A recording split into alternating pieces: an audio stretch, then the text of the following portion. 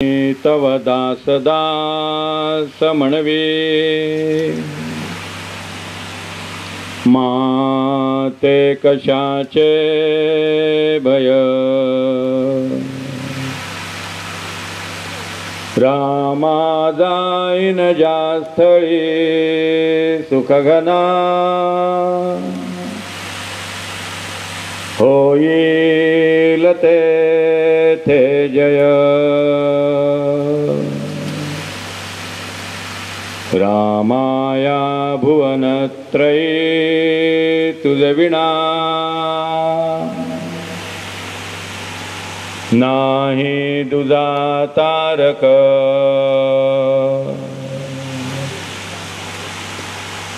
रामा तो सकलार्थ पूर्ण करिषे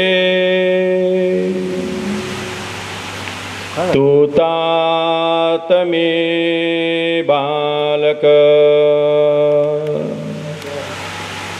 जय जय रघुवीर समर्थ।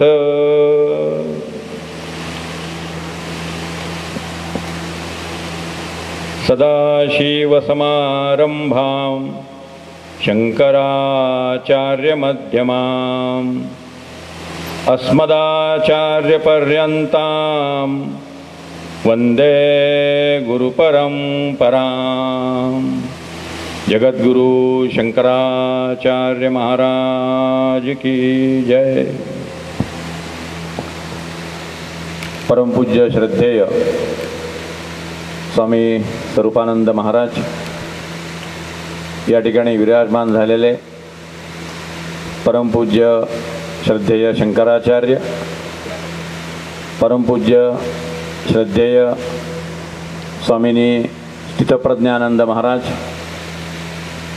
व्यासपीठावरील आदरणीय वामनराव देशपांडे, माझे मित्र विश्वासजी देवकर, माझे मित्र राहुल देशपांडे, तसेच आमचे गाववाले आणि मित्र आदरणीय यशवंतराव पाठक, या सभेचं अध्यक्षस्थान स्वीकारलेले परमपूज्य स्वामी विष्णुपदानंद महाराज।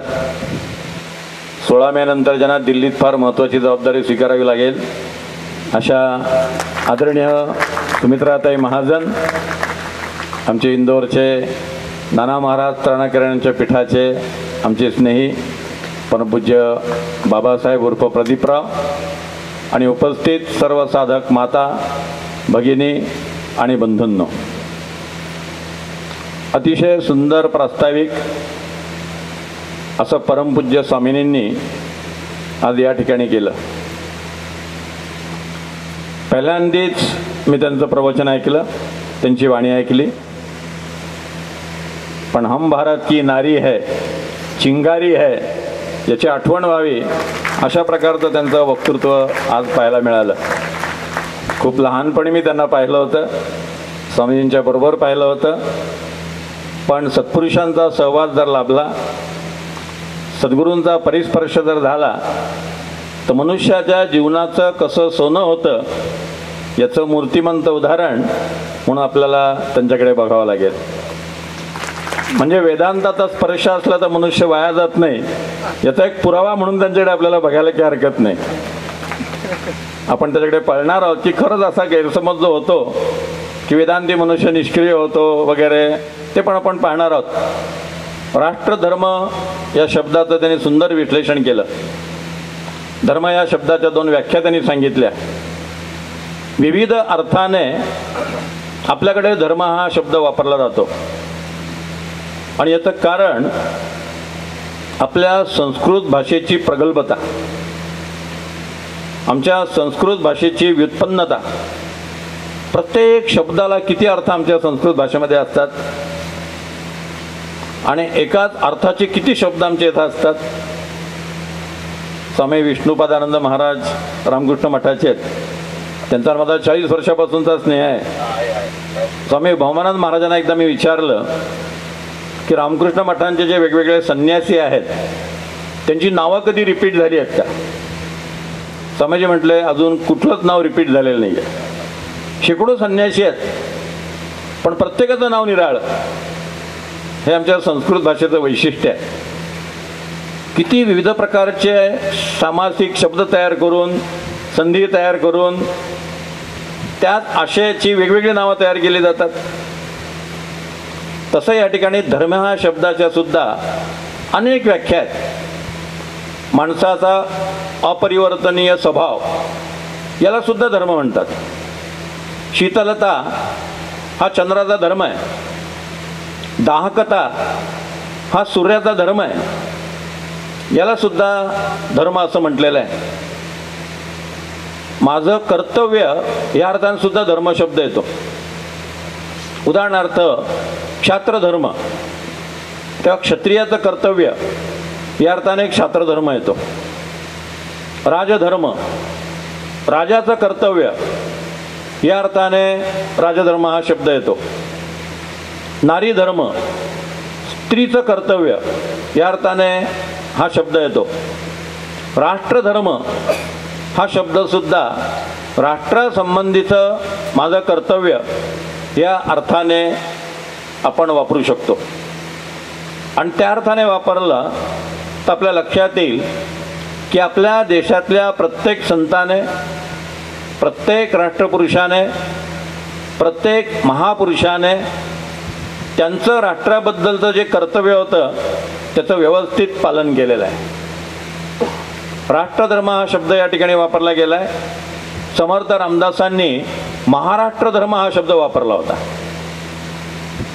कारण समर्थांच्या काळात महाराष्ट्राच्या बाहेर आशादायक चित्रच नव्हतं.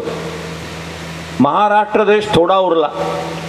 समर्थांनी वर्णन केलं आहे, चित्र, आशेचं चित्र, आशेचा किरण फक्त महाराष्ट्रामध्ये आहे, कारण छत्रपती शिवाजी महाराजांचं अवतरण महाराष्ट्रात झालेलं होतं. बाहेर सगळं गुलामीचंच चित्र दिसत होतं, शरणागतीचं चित्र दिसत होतं. अस्मितेची ठिणगी शिवछत्रपतींच्या रूपाने फक्त महाराष्ट्रात निर्माण झाली होती. म्हणून समर्थांनी महाराष्ट्र धर्म वापरला होता. तो शब्द त्यांनी सत्ता या अर्थाने वापरलेला आहे.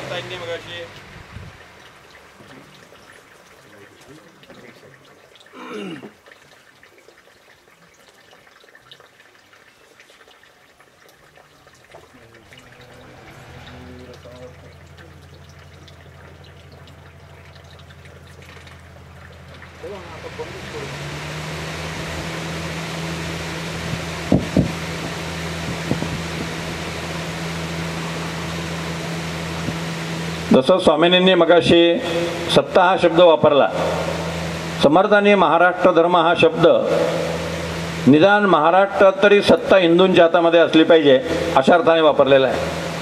मराठा तितका मिळवावा, आपला महाराष्ट्र धर्म वाढवावा, ये विषयी करता तकवा पूर्वजास्ती. म्हणून त्यांनी महाराष्ट्र धर्म हा शब्द सत्तावाचक वापरला की जोपर्यंत हिंदूंच्या हातामध्ये सत्ता येत नाही तोपर्यंत दुष्टांचं निर्दालन होणार नाही आणि सज्जनांचं रक्षण होणार नाही.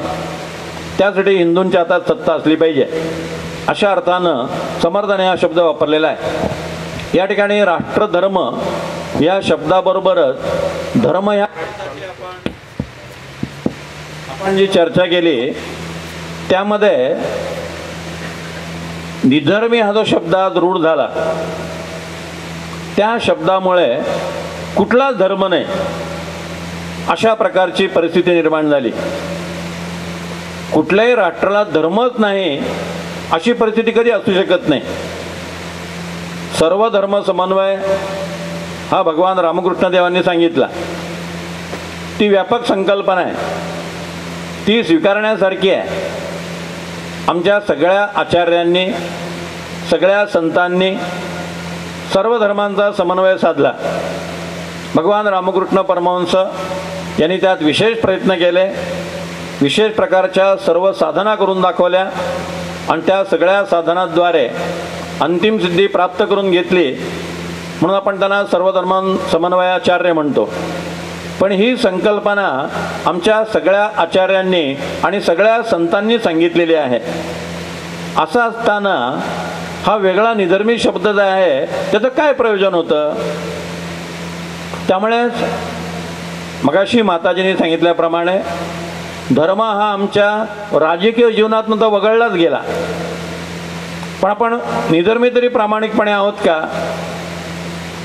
परधर्मीयांचं लांगुल चालन आणि स्वधर्मीयांची हालत करणे, स्वधर्मीयांच्या प्रत्येक तत्वावरती हरताळ फासणे, यालाच आम्ही निधर्मित्व असं म्हटलं. म्हणून या ठिकाणी आपल्याला आचार्यांचं तत्त्वज्ञान आणि राष्ट्रधर्म या सगळ्यांचं चिंतन करणं अत्यंत आवश्यक आहे. आणखी एक महत्त्वाची गोष्ट आपण लक्षात घेतली पाहिजे की अनेकांना असं वाटतं की राष्ट्र ही संकल्पना आम्हाला इंग्रजांनी शिकवली. ज्यांचं शिक्षण इंग्रजी माध्यमातून झालेलं आहे, केम्ब्रिज विद्यापीठाचा चष्मा ज्यांच्या डोळ्यावरती आहे, ऑक्सफर्ड विद्यापीठाचा चष्मा ज्यांच्या डोळ्यावरती आहे, त्या लोकांची अशी संकल्पना असते की राष्ट्र ही संकल्पना आम्हाला इंग्रजांनी दिली.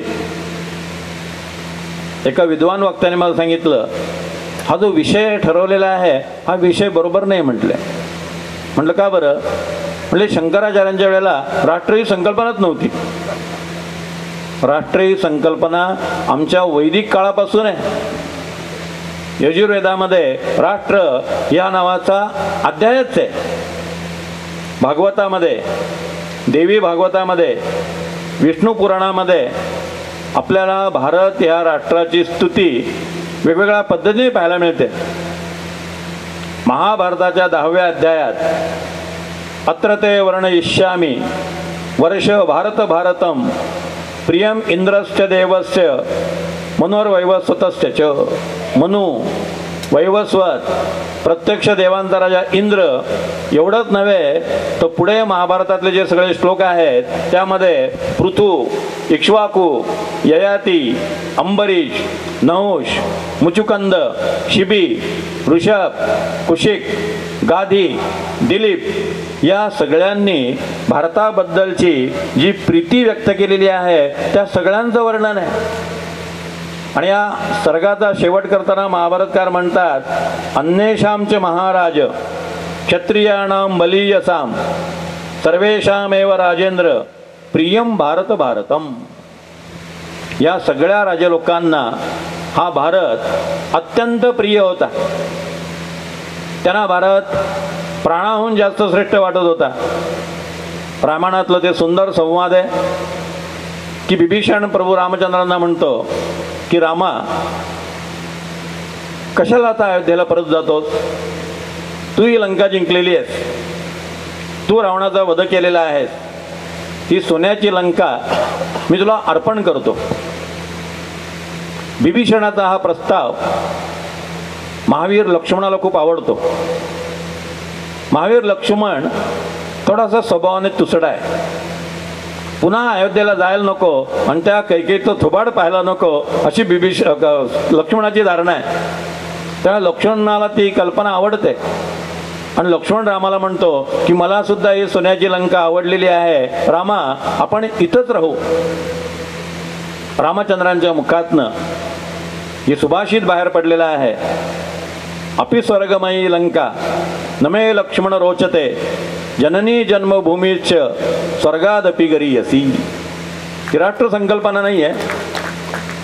आपलं राष्ट्र, आपली मातृभूमी याच्यावरती स्वर्गापेक्षा मला जास्त प्रिय आहे ती. स्वामी विवेकानंद जेव्हा अमेरिकेतनं भारतात परत निघाले तेव्हा बोटीत ते बसत असताना पत्रकारांनी त्यांना छेडलं की स्वामीजी, जवळजवळ 5 वर्ष तुम्ही आमच्या देशामध्ये होता. आमची समृद्धी, आमची भौतिक प्रगती, आमचं विज्ञान या सगळ्या गोष्टी तुम्ही पाहिल्या. आता दरिद्री असलेला, गुलाम असलेला भारत तुम्हाला कसं वाटेल? स्वामीजींनी उत्तर दिलं, now the soil of India will be highest heaven for me. आता माझी भूमी मला स्वर्गापेक्षा सुद्धा प्रिय वाटेल. या भूमीचा मातीचा कण सुद्धा मला मस्तकाला स्पर्श करण्यासारखा वाटेल असं स्वामीजींनी उत्तर दिलेलं आहे. ही जी राष्ट्रभक्ती आहे ही आमच्याकडे फार प्राचीन काळापासून आहे. त्यामुळे राष्ट्र ही संकल्पना आम्हाला इंग्रजांनी शिकवलेली नाही आहे. आमच्यामध्ये ही राष्ट्र संकल्पना फार पूर्वीपासून आहे. आता ही जी राष्ट्र संकल्पना आहे उपनिषद कालापासून आहे. या राष्ट्राची सगळी जडणघडण वेदांत तत्वज्ञानाने केलेली आहे. अमेरिकेत स्वामी विवेकानंदांनी व्याख्यानात सांगितलं, जगाला देण्यासारखं भारताजवळ जर काही असेल तर ती एकच गोष्ट आहे आणि ती म्हणजे वेदांत तत्वज्ञान. स्वामीजींनी सांगितलं, आम्ही इंजिनियर्स आयात करू आणि संन्यासी निर्यात करू. आम्हाला तुम्ही धर्म शिकवू नका, आम्हाला धर्माची गरजच नाही आहे. एकाने स्वामीजींना विचारलं की बघा स्वामीजी, आम्ही कसे धर्मासाठी लढलो, संघर्ष केला, आमचं धर्मराज्य स्थापन केलं, प्रत्येक देशात आमचा धर्म स्थापन केला. तुम्ही भारतीय लोक फक्त 2 वेळच्या जेवणासाठी संघर्ष करत राहता. फार सुंदर उत्तर स्वामी विवेकानंदांनी दिलं. स्वामीजी म्हणाले, आपल्या जवळ जे नसतं त्यासाठी मनुष्य युद्ध करत असतो. आमच्याकडे भाकरी नव्हती म्हणून आम्ही भाकरीसाठी युद्ध केलं. तुमच्याकडे धर्म नव्हता म्हणून तुम्ही धर्मासाठी लढत बसलात. धर्म भारताला कोणी सांगण्याची आवश्यकता नाही आहे. ज्या देशामध्ये उपनिषद आहेत, ज्या देशामध्ये ब्रह्मसूत्र आहे, ज्या देशामध्ये भगवद्गीता आहे, स्वामीजींनी सांगितलं त्या देशामध्ये ख्रिश्चन मिशनरीज पाठवण्याची काही गरज नाही आहे. जिथं ज्ञानोबा आहेत, तुकाराम आहेत, ज्ञानेश्वरी आहे आणि तुकोबांची गाथा आहे, तिथं मुल्ला मौलवींचं कामच काय आहे. पठ शब्दात स्वामींनी सांगितलं, लक्षात ठेवा धर्माच्या बाबतीत भारत हा जगाचा गुरु आहे. इतर गोष्टी आम्ही ॲडजस्ट करू, विज्ञानात आम्ही कमी आहोत. स्वामीजींचं ते प्रसिद्ध वाक्य आहे, आम्ही तुमच्या पायाजवळ बसतो, तुम्ही आम्हाला विज्ञान शिकवा, तुम्ही आमच्या पायाजवळ बसा, आम्ही तुम्हाला धर्म शिकवतो. भारताला कोणी धर्म शिकवण्याची गरज नाही आहे. शंकराचार्यांनी सबंध भारतभर प्रवास केला. 4 ठिकाणी त्यांनी आपले मठ स्थापन केले. पूर्वेला मठ स्थापन केला, पश्चिमेला, उत्तरेला आणि दक्षिणेला. ही राष्ट्रीय एकात्मता नाही आहे. केवढी मोठी राष्ट्रीय एकात्मता आहे. शंकराचार्यांचं वैशिष्ट्य असं, त्यांनी बद्रीनाथला मूर्ती स्थापन केली. बद्रीनाथाची मूर्ती स्थापन केली. त्याचा पुजारी कोण असला पाहिजे म्हणून सांगितलं, केरळचा पुजारी असला पाहिजे. आता बद्रीनाथ उत्तरेला, केरळ दक्षिणेला, पण बद्रीनाथचा पुजारी दक्षिणेचा असतो म्हणजे हे सबंध राष्ट्र अखंड आहे याची धारणा त्या पुजाऱ्याच्या मनामध्ये असते. आश्चर्याची गोष्ट अशी की त्या पुजाऱ्यांच्या बायका बाळंतपणासाठी केरळला जात असत. ते बाळंतपण बद्रिकेदारला करत नसत, केरळला जात असत. म्हणजे केवढी मोठी राष्ट्रीय एकात्मता आहे. शंकराचं जे मंदिर त्याने रामेश्वरला स्थापन केलं त्याचा पुजारी कोण असतो? आजही त्याचा पुजारी महाराष्ट्रातला मनुष्य असतो, मराठी मनुष्य असतो. म्हणजे महाराष्ट्र आणि रामेश्वर या दोघांची एकमेकामध्ये त्यांनी नाळ जोडलेली आहे. पशुपतीनाथाचं जे मंदिर आहे नेपाळला, आचार्य तिथे गेले आणि तिकडला पुजारी कोण असेल? कर्नाटकातला असेल. म्हणजे नेपाळपासून कर्नाटकापर्यंत हे सगळं राष्ट्र एकच राष्ट्र आहे, एक संध राष्ट्र आहे. ही राष्ट्रीय एकात्मता त्यांनी निर्माण केलेली आहे. हा राष्ट्रवाद आहे की नाही? हा राष्ट्रधर्म आहे की नाही? म्हणजे आमच्याकडे ही राष्ट्राची संकल्पना जी आहे ही फार प्राचीन काळापासून आहे. हिमालयापासून कन्याकुमारीपर्यंत आध्यात्मिक दृष्ट्या सगळीकडे भगवान शंकराची मंदिरं आहेत, सगळीकडे रामाची आणि कृष्णाची मंदिरं आहेत. म्हणजे हा सगळा राष्ट्रधर्म आध्यात्मिक दृष्ट्या आमच्या देशामध्ये आम्ही जोपासलाच होता. आम्ही बेसावध असल्यामुळे, अहिंसेचा फाजील स्वीकार आम्ही केल्यामुळे राजकीय दृष्ट्या वेगवेगळे आक्रमक या देशामध्ये आले आणि त्यांनी राजकीय दृष्ट्या या देशाचे तुकडे केले, पण आध्यात्मिक दृष्ट्या या देशाचे कधी तुकडे होऊ शकले नाहीत. हा देश कायम अखंड राहिलेला आहे. समर्थाने म्हटलंय, जयास भिक्षेचा अभ्यास तयास वाटेना प्रदेश, जिकडे तिकडे स्वदेश भुवनत्रयी. शंकराचार्यांनी हेच सांगितलं, स्वदेशो भुवनत्रयम, बांधव शिवभक्तश्च. शंकराचे भक्त हे माझे बांधव आहेत. आणि सगळीकडे भुवनत्रयामध्ये स्वदेशाची धारणा आहे. ही त्यांची राष्ट्रधर्माची अत्यंत व्यापक अशा प्रकारची कल्पना होती. आणि म्हणून शंकराचार्यांच्या तत्वज्ञानानं समाज निराश झाला किंवा त्यांच्या मायावादानं राष्ट्राचं फार नुकसान झालं असं जी माणसं अज्ञानापोटी आरोप करतात, त्यांना एकतर वेदांत समजला नाही, त्यांना शंकराचार्यांचं तत्वज्ञान नीट समजलं नाही. उलट आपल्याला असं पाहायला मिळेल की शॉपेनहावर हा अत्यंत निराशावादी तत्वज्ञ म्हणून पश्चिमेकडे ओळखला जात होता. त्यांनी तर तरुणांना सांगितलं की आत्महत्या करायचं असेल तर तारुण्यातच करा, नंतर म्हातारपण फार वाईट आहे, अनेक यातना होतील, अनेक दुःख भोगायला लागतील, तेव्हा आत्महत्येसाठी सर्वात चांगला काळ तरुणपणचा आहे. तरुणपणी उपभोग भोगा आणि नंतर लगेच आत्महत्या करून टाका. असा हा निराशावादी शॉपेनहावर, त्याच्या हातात उपनिषदाचे ग्रंथ पडले, त्याच्या हातात वेदांत तत्वज्ञान पडलं, त्याच्या हातामध्ये शांकर भाष्य पडलं. या घटनेमुळे शॉपेनहावरचं नवजीवन सुरू झालं. त्याने जाहीर केलं की यापूर्वी तरुणांना मी जो नैराश्याचा उपदेश केला तो त्यांनी विसरून जावा आणि तरुणांनी उपनिषदांचा अभ्यास करावा. माझ्या लक्षात आलेलं आहे की जीवनाचं खरं जीवनवादी तत्वज्ञान हे उपनिषदामध्ये शॉपेनहावरने लिहून ठेवलेलं आहे. There is no study higher than that of the Upanishads. They are the solace of my life and they shall be the solace of my death.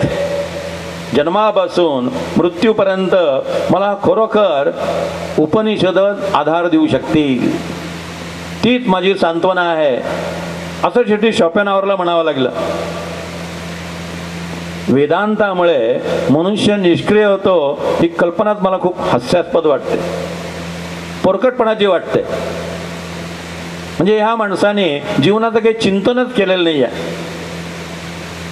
Shankaracharya Vedanti होते की नाही, तिसऱ्या वर्षी सगळ्या भौतिक विद्यांमध्ये ते पारंगत झाले. 5व्या वर्षी वेदांचं अध्ययन केलं. 8व्या वर्षी 4ही वेदांतामध्ये ते पारंगत झाले. 8व्या वर्षी संन्यास घेतला. 16व्या वर्षी ब्रह्मसूत्र, भगवद्गीता, उपनिषद या सगळ्यावरती त्यांनी भाष्य लिहिलं. पुढे 16 वर्ष भारतभर प्रवास केला. प्रत्येक ठिकाणी वाद घातला, प्रत्येक ठिकाणी विजयपत्र निर्माण केलं, ते हातामध्ये घेतलं. या सगळ्या गोष्टी ज्या आहेत त्या निष्क्रियतेच्या आहेत का? विजिगीषू जीवनवाद हा आपल्याला पूज्यपाद शंकराचार्यांच्या जीवनामध्ये बघायला मिळतो. ज्या शारदा पीठापाशी ते गेले काश्मीरला, तिथं फक्त दक्षिणेचा दरवाजा उघडला गेलेला नव्हता. पूर्व, पश्चिम आणि उत्तर या प्रांतातनं वेगवेगळे विद्वान आलेले होते. त्या विद्वानांनी भगवत चर्चा करून, शास्त्र चर्चा करून आपले सिद्धांत त्यांच्यावरती बिंबवले होते. आणि त्यामुळे ती तिन्ही दारं उघडून त्या त्या प्रांतातल्या विद्वानांची त्या ठिकाणी पीठावर स्थापना करण्यात आली होती. दक्षिणेकडलं शारदा पीठाचं दार बंद होतं, कारण दक्षिणेकडनं कोणी विद्वानच आलेला नव्हता.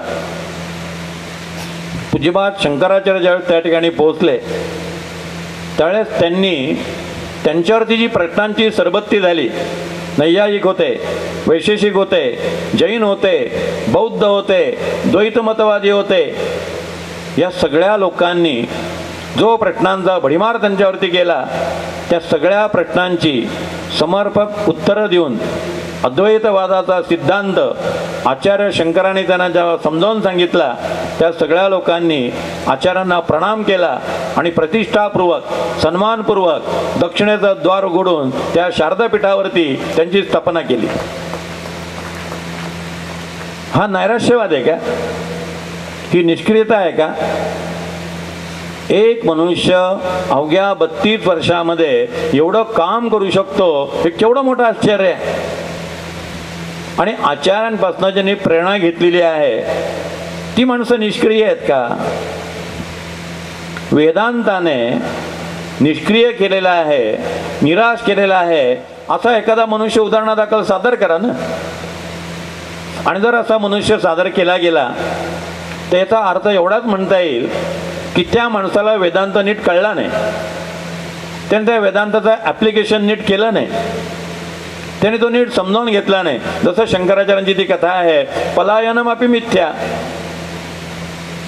सगळीकडे तो परमात्मा नटलेला आहे, जग मिथ्या आहे म्हणून तो माहूत समोर आला आहे, हत्ती आला आहे, तो बाजूला व्हायला सांगतो आहे, तर तो शिष्य बाजूला सरकला नाही. आचार्याने त्याला विचारलं, अरे तू पळून का नाही गेला? तो म्हटलं जग मिथ्या आहे. नारायण म्हटलं मग पलायन पण मिथ्या ठरलं असतं, तू पळून जायला पाहिजे होतं.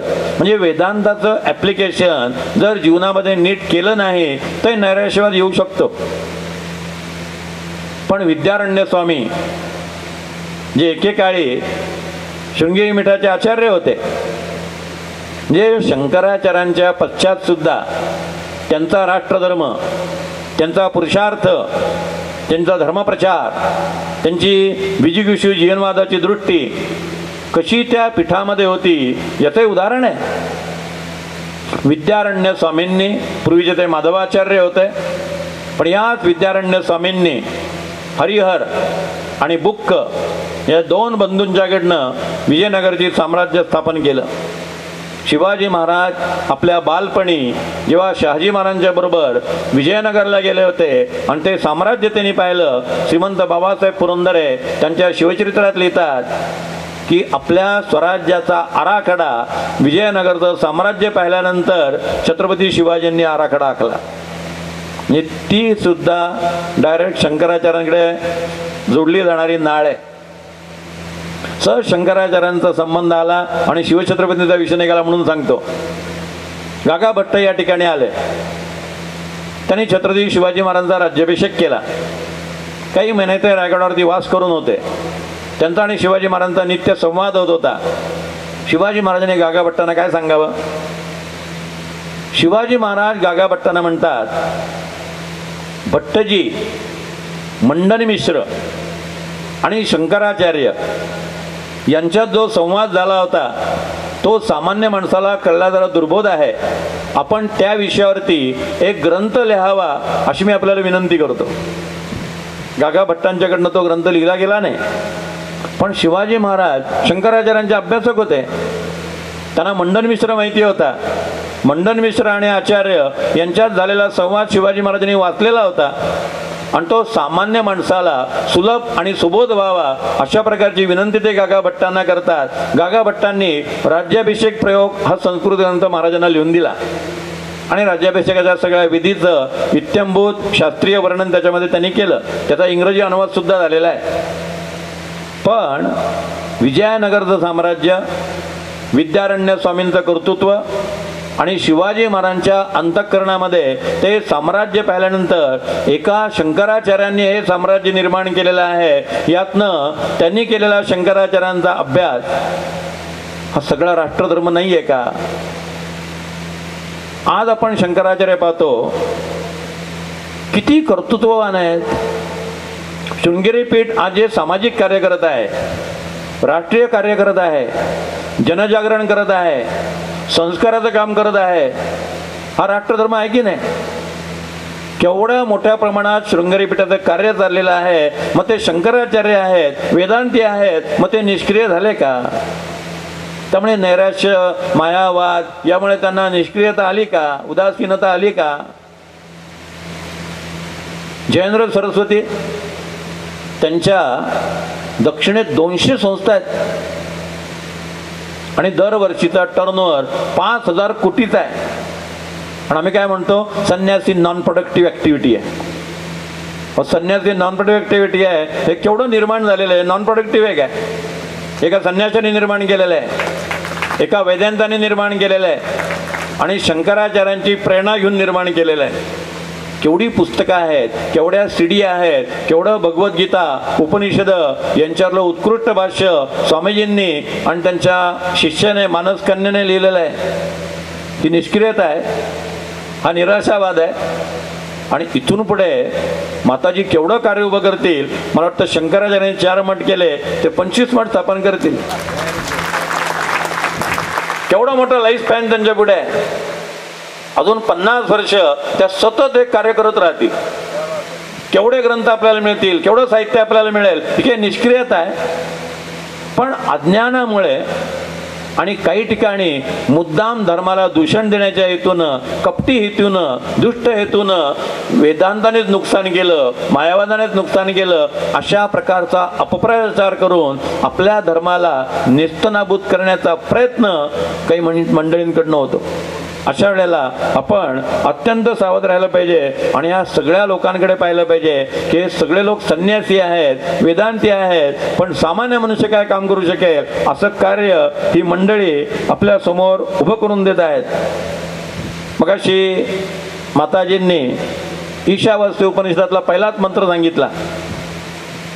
हा मंत्र नुसार जर आपण घेतला तर ओम ईशावास्यम इदम सर्वम यत्किंच जगत्याम जगत, हा मोक्ष पुरुषार्थ आहे. सगळीकडे परमात्मा दिसणं ही मुक्ती आहे. ज्ञानेश्वर महाराजांनी म्हटलेलं आहे, हे समस्त ही वासुदेव वासुदेव ऐसा प्रतिती रसाचा ओतला भाव, तो भक्तांमध्ये रावो म्हणेन मी. म्हणजे गीतेचा जो श्लोक आहे, वासुदेवा हा सर्वमिती स महात्मा सुदुर्लभ, त्याचा माऊलीने केलेला अनुवाद आहे. सगळीकडे भगवंत दिसणं, जे जे भेटीजे भूत ते ते मानिजे भगवंत, ही मोक्षाची अवस्था आहे. नारायणाचे विश्वी त्याची पूजा करीत जावी, हे समर्थांचं वचन, ही मोक्षाची अवस्था आहे. म्हणजे ईशावास्य मंत्रातल्या पहिल्याच चरणामध्ये मोक्ष हा पुरुषार्थ आहे. आमच्याकडे 4 पुरुषार्थ सांगितलेले आहेत, धर्म, अर्थ, काम, मोक्ष. हे 4ही पुरुषार्थ महत्वाचे समजलेले आहेत. किंबहुना ज्याने अर्थ आणि काम धर्माच्या द्वारे मिळवलेला आहे तोच मोक्षाचा अधिकारी आहे. पण आमच्याकडे अर्थ आणि काम हे त्याज्य कधी समजले नाहीत. शंकराचार्यांचं कनकधारा स्तोत्र काय सांगतं, त्या बाईचं दारिद्र्य पाहिलं. काय वय हो शंकराचार्यांचं त्यावेळेला, किशोर बालक आहे.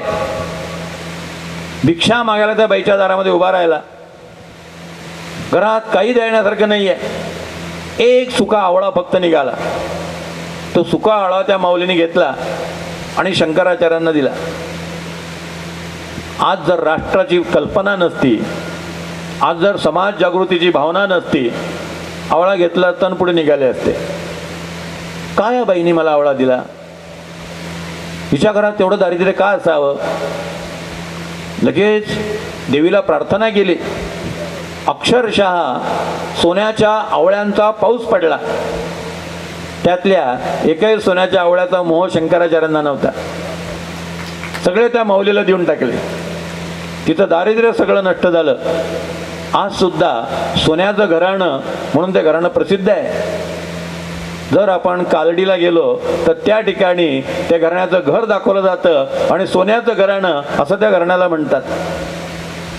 परम वैभवम एतुम नेतम सराष्ट्रम, असा मी संघाच्या प्रार्थनेमध्ये म्हणतो. आम्हाला हे राष्ट्र वैभवाला न्यायचं आहे. राष्ट्र जर वैभवाला न्यायचं असेल तर व्यक्तीचं दारिद्र्य दूर झालं पाहिजे, समाजाचं दारिद्र्य दूर झालं पाहिजे. शंकराच्या अंतःकरणामध्ये कल्पना आहे. म्हणून धर्म, अर्थ, काम, मोक्ष हे सगळ्या आमच्या राष्ट्रधर्मामध्ये आहेत. ईशावास्यम इदम सर्वम यत्किंच जगत्याम जगत, हा मोक्ष पुरुषार्थ आहे. तर तेन त्यक्तेन भुंजिता, हा काम पुरुषार्थ आहे.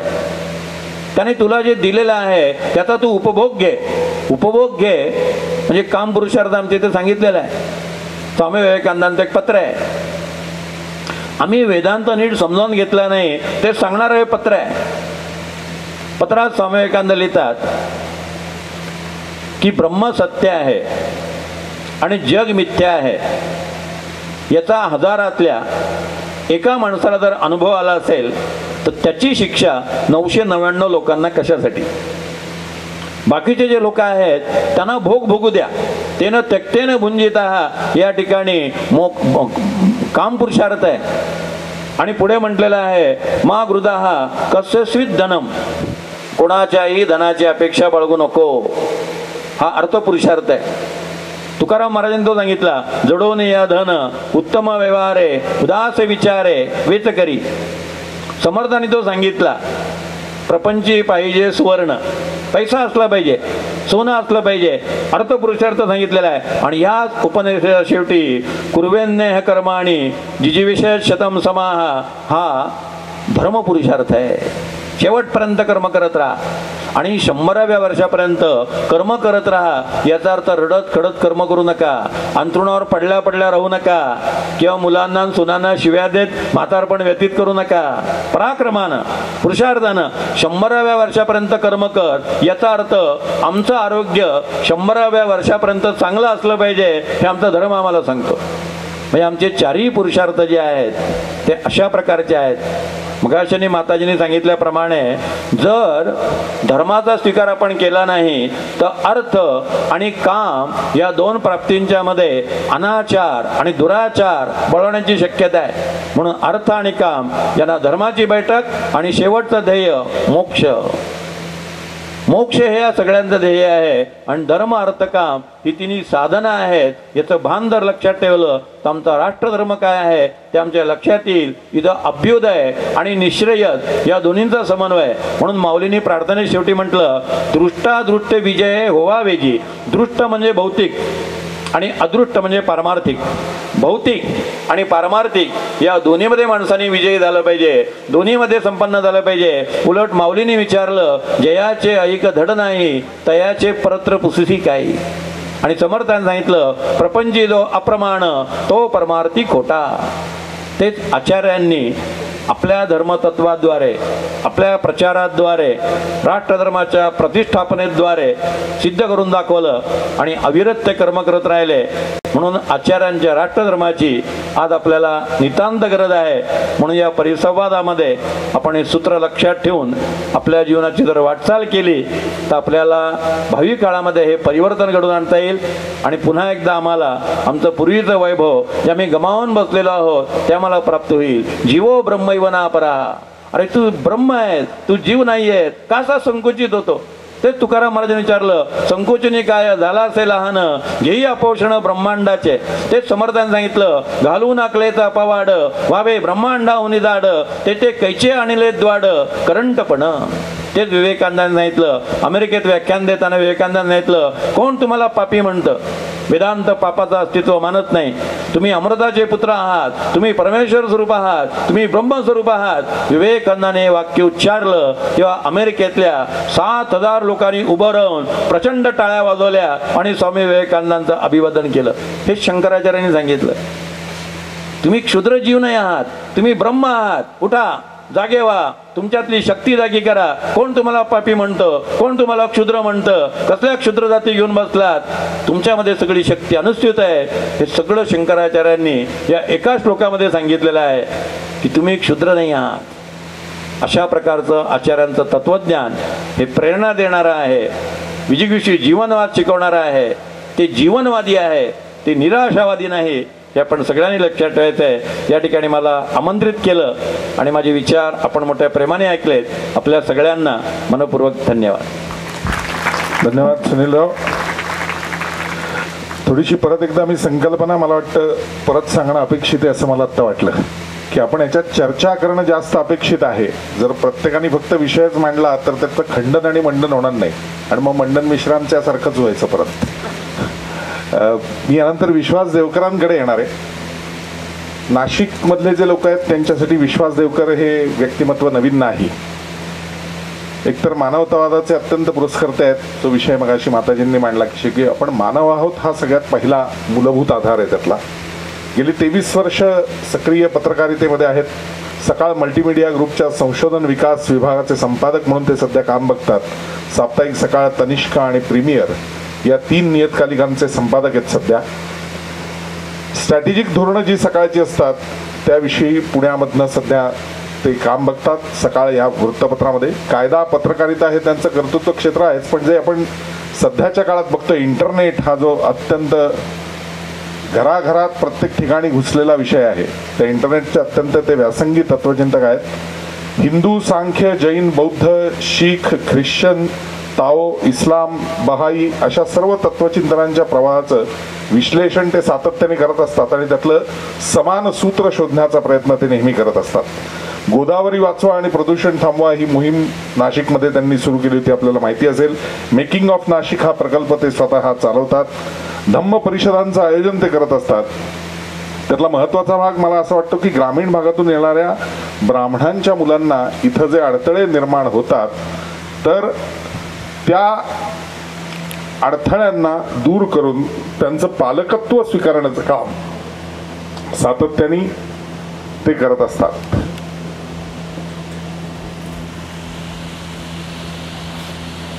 अनेक गणेशोत्सव मंडळांसाठी विधायक मार्गदर्शन उत्सवात व्हावं यासाठी ते काम करत असतात. मालेगाव सारख्या अत्यंत संवेदनशील शहरात आलमी भाईचारा जपण्याचं काम ते करत असतात. त्यामुळे एकीकडे आपला धर्म सांभाळत असताना जे विवेकानंदांनी म्हणलं होतं की इतर धर्मांचं अवमूल्यन आम्ही करणार नाही, उलट परमेश्वराकडे जायचे मार्ग प्रत्येकाने घ्यावेत आणि आम्ही फक्त असं सांगत नाही की आमचाच धर्म त्यातला महत्वाचा, पण आमच्या धर्माचं वैशिष्ट्य घेऊन आम्ही जगतो. तर तशा पद्धतीने काम करणारं आजच्या काळातलं व्यक्तिमत्व म्हणून देवकरांकडे आपण सगळेजण बघतो. मी देवकरांना म्हणजे सुरुवात करतानाच हा प्रश्न व्यक्त करतोय की त्यांनी या विषयावर बोलावं, कारण एकीकडे इंटरनेट हा